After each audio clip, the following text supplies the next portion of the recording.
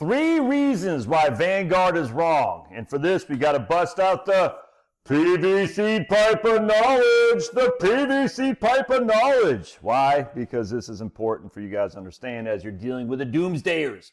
And again, I like Vanguard. I'm a big fan, long time. My man Roger Dodger sent me a video of John Bogle expressing some doubts about the equity markets in 1999. I haven't watched it yet, but if it doesn't matter, I will. And at the end of the day, Vanguard's wrong. And I'm going to share with you why here for 3 reasons. Now, I could be wrong too. I mean, I am wearing my Chris Barfield financial shirt. Josh, you even change? Because I was wearing this yesterday too. No, when my wife's out of town, I don't change, dude. I don't even shower. You're lucky I even have pants on. Do I even have pants on? Do you even know I do? Maybe I don't. I'm wearing my same underwear from when I was in the Army, going through the jungles of Panama. Woo! Natty, that's right. Woo-hoo-hoo-hoo. Smells like Pablo's breath down there. Anyway, so let's take a look here. So, again, Vanguard was saying, hey, you should go. I'm not going to say they're saying you should do this. They're saying their projections are a 30-70 stock to bond portfolio will do better over the next 10 years than a 60-40 portfolio because of X, Y, Z.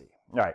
So it got me thinking. I was reading this article by Robert Arnott from the ICI, Investment Company Institute. I think it was ICI. I can't remember. And it was about population. What the hell? I can't remember what it was about. Population growth and I forgot. But anyway, I'm reading it right now. It's interesting, but it just got me thinking. I said, what is this? So one of the arguments about low growth for stocks is they're saying GDP is going to be lower simply because population growth is declining. I said, what is the correlation between the S&P 500 total return and the population growth going back since post-World War II? And it's just nothing. I mean, it literally is almost negatively correlated, to be perfectly frank. It's basically non-correlated. It's a non-correlated if you're doing decade over decade. If you just want to start in 1948 and go to 2025, sure, there's a correlation in some regard. Both are positively skewed. But on a decade to decade, there's no correlation there whatsoever. And so I hear this all the time. The market's doomed because the growth is GDP is doomed because economy, the number of people being born, blah blah blah blah. And why they always argue we need immigration. So that might well be true, but when it comes to actual equity market, the correlation between stocks and population growth is just minimal at best. Anyway, so then I started thinking, why else? Because I've been thinking about this a lot. What is the reason? Like Goldman Sachs just had earnings that just blew out the water. I was like, this, you know what I'm saying? I was like, I don't like it because I can't stand Goldman Sachs. And anytime you have a financially driven economy, that's not good. We need a industrial manufacturing economy, not financially driven. It absolutely drives me insane. But be that as it may, they still blew out the earnings. I think they just reported today. I was looking at zero hedge. You know, and that's not good. But at the end of the day, they still blew out the earnings. And even though populations declined, the whole thing, we've been sending people packing. We need to send a hell of a lot more people packing too. But yeah, here we are, Goldman Sachs blowing out the earnings. And I said, everyone is saying that the earnings are too high. And I tell you, man, we're going to look at this chart that I've created. All right, you can see right here. We're going to see the number of public companies versus the number of stockholders going back to the post-World War II. All right, and so earnings per share, all right, that's what everyone is looking at, the price to earnings per share, PE ratio. And you can use CAPE if you want. We've talked about this a million times this Sunday. What's his name? Schiller had the CAPE, and then he had to adjust it because the CAPE wasn't working out, so now we got the 6-factor CAPE, whatever the hell it is. French Fama had their 4 factors, and they adjusted that. All these guys are adjusting it because it's just not working the way they thought. It's just not. So they have to adjust and tweak and do all this. And anytime you're doing that, then it's silly at this stage. So anyway, we've looked now, but just earnings per share. Generally speaking, a higher starting point of price to earnings leads to lower returns in the future. All right, no one would argue that historically.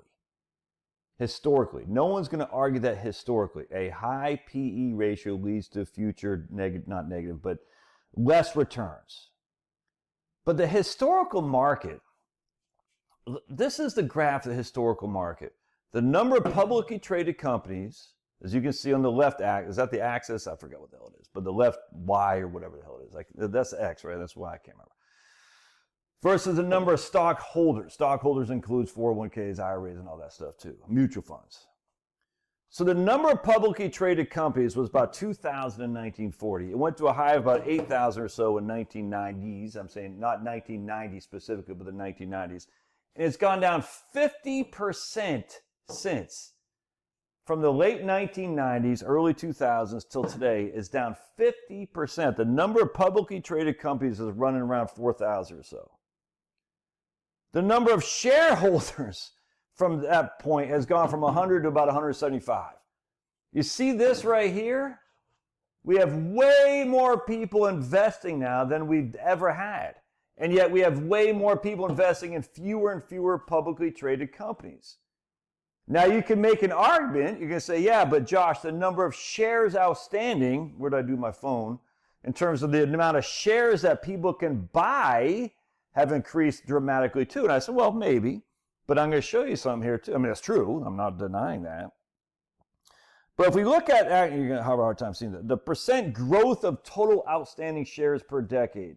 Look at that growth of outstanding shares per decade. From 2000 to 2010 to 2020, the growth of outstanding shares has dropped off remarkably. Look at that. It's crazy. So the historical ratios of price to earnings ratio is based on stuff that's no longer existing anymore in terms of fewer participants in the market and more publicly traded companies in the market. Does that make sense?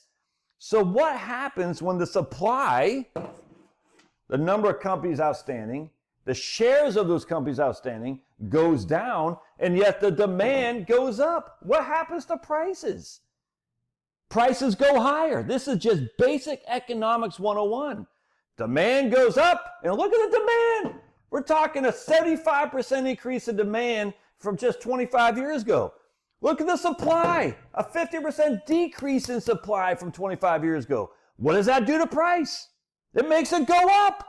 It go up, the prices go up. We have more stockholders than we ever had. We have less companies than we have not ever had, but less companies than we've had in, hell, since 1960. So how, when you look at a measure that's based on historical norms, you're looking at measures based on all these things here, which are no longer applicable to here.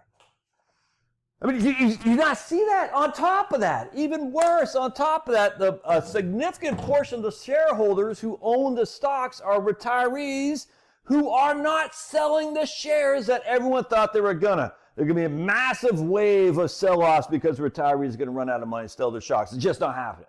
Why? Because most retirees spend less as they age. This is the whole freaking thing about financial planning, investment stuff, and the whole retirement planning thing. It all is correlated. We've been hearing for years, maybe you haven't, I've been hearing for years, there's going to be a massive stock sell-off because the baby boomers are getting older. They're going to sell their stocks to fund their long-term care. Oh my goodness. You got to do the 4% rule because you're going to spend each and every year adjusted with inflation. Oh my goodness. Oh, no one can retire. There's going to be massive. Then on top of it, they all say there's going to be the biggest wealth transfer from the baby boomers to the, whatever my generation is, in histoire.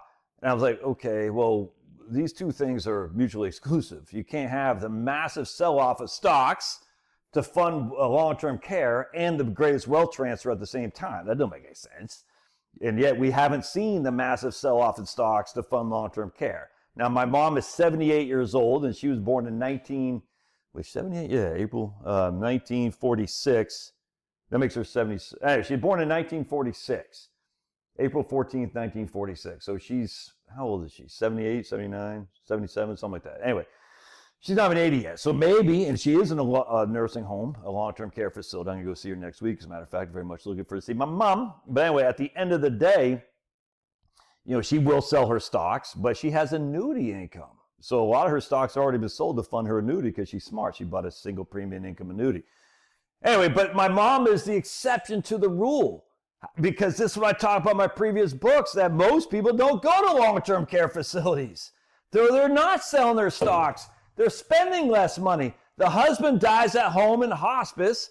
The wife takes care of him, changes his blood, all that. And then the wife, if she does need to go to a nursing home, how does she fund it? By the sale of her home.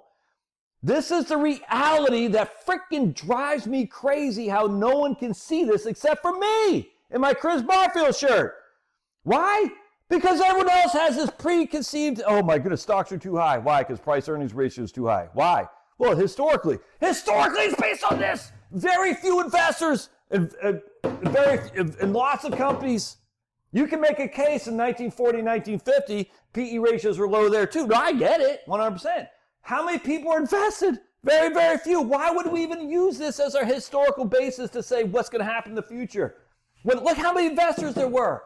In my last book, Relax and Retire, I talked about how the vast majority of people did not invest in the equity markets. If anything, they invested in whole life insurance back in the old days.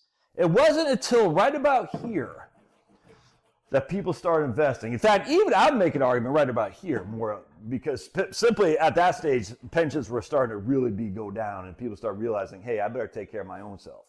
And on top of that, people are doomsdaying about Social Security and all that. This is it.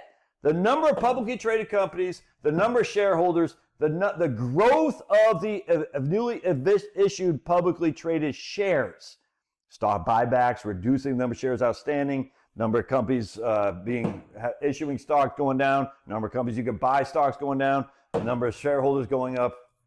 That's why Vanguard's wrong. Now, I want to be clear.